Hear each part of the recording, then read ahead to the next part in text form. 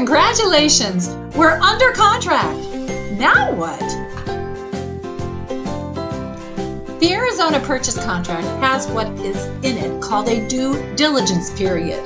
Traditionally, that is 10 days. And that 10 days starts the day after your contract date. So if you go under contract today, day one is tomorrow. Now that's literal days, not business days. Occasionally a contract will have a different amount of days, but normally it's 10 days.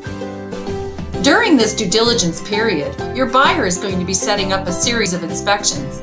Normally, there's a home inspection. This home inspection can take several hours. There'll likely be a termite inspection. They may ask for a specialty inspection. Perhaps they're concerned about the roof or the AC and want a contractor to come by and take a look.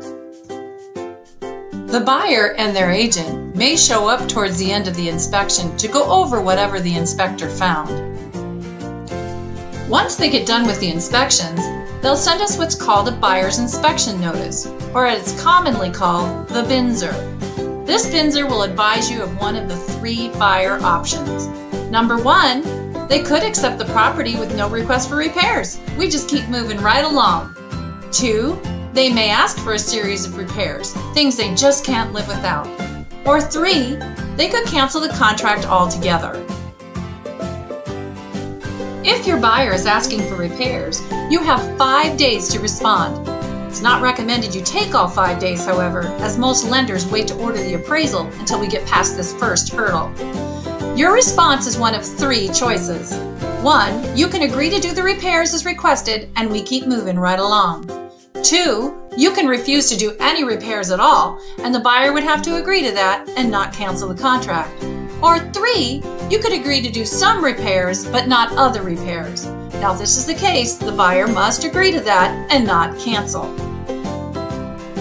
If you agree to make repairs, it's vital that you do them as agreed to on the BINSR. The contract calls for you to have all agreed upon repairs completed no later than 3 days prior to close of escrow, and that you provide any receipts to the buyer. No matter how small, go ahead and keep those and send them on over to your modern-day agent. Once we're over the first big hurdle, we're on to the second one, the appraisal. If your buyer's getting a loan on the property, it'll have to appraise for at least the purchase price. This is where that list of upgrades can come in handy. It may just be what the appraiser needs to get the home value up to the purchase price.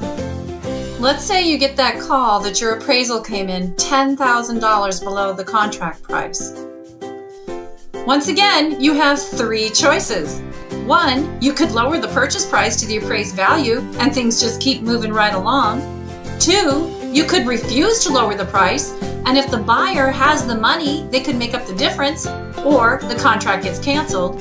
Or 3, you could do a compromise somewhere in the middle. Maybe you go down by $5,000, you come up by $5,000. But again, your buyer has to have the money and not cancel. Once we get over these 2 hurdles, it's usually smooth sailing from there.